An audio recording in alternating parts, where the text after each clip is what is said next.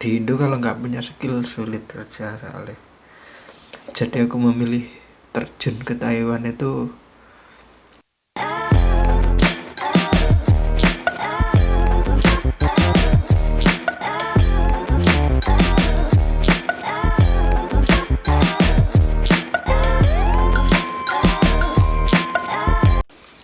Oke teman-teman, jadi aku mau cerita. Kan makasih yo ono sing lagi bertanya, kenapa Mas Bal kamu kok pilih kerja ke Taiwan gitu kan. Pertanyaan teman-teman itu begitu yang banyak itu.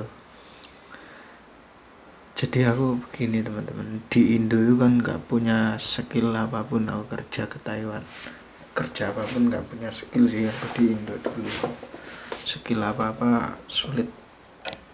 Di Indo kalau nggak punya skill sulit kerja soalnya. Jadi aku memilih terjun ke Taiwan itu begini teman-teman, karena keadaanku itu bener-bener parah lah. Terus pokoknya parah, menurut sih parah banget itu keadaanku.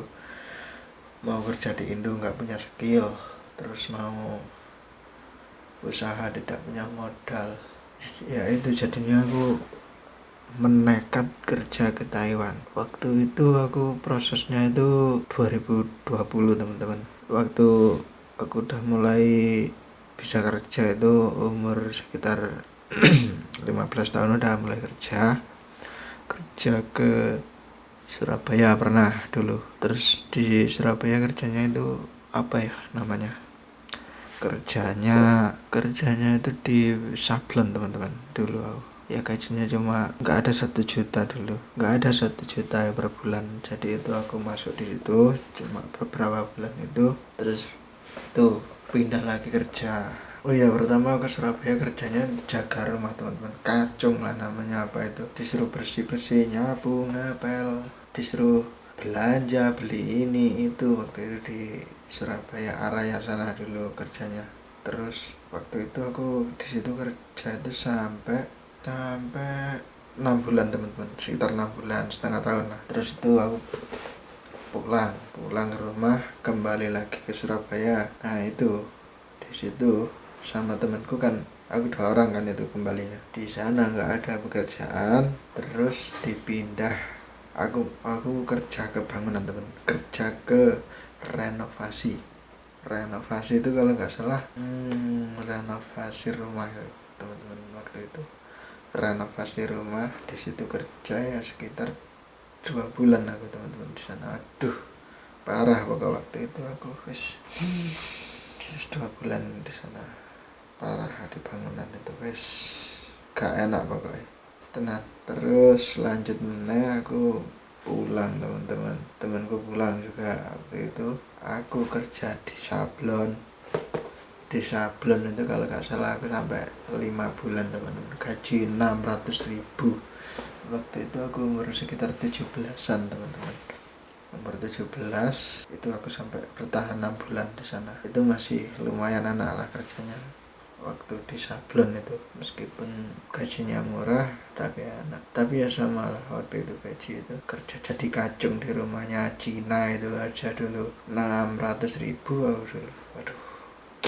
Terus itu waktu itu pulang terus ke Bali, kerja di Bali, menek cengkeh. Udah di sana pulang di sana 3 bulan, 2 bulan, pulang lagi ke sana lagi kerja di Bali.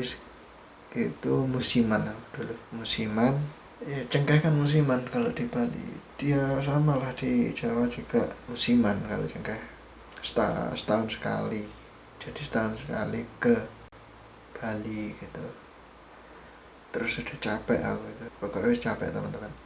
Nah waktu itu terus aku kan tak pikir-pikir aku gak punya skill, terus nggak punya modal, mau usaha, mau ngapain lagi. Aku setiap hari ya bantu orang tua, tani aku juga bisa lah, tani bantu orang tua biar bebannya nggak terlalu berat.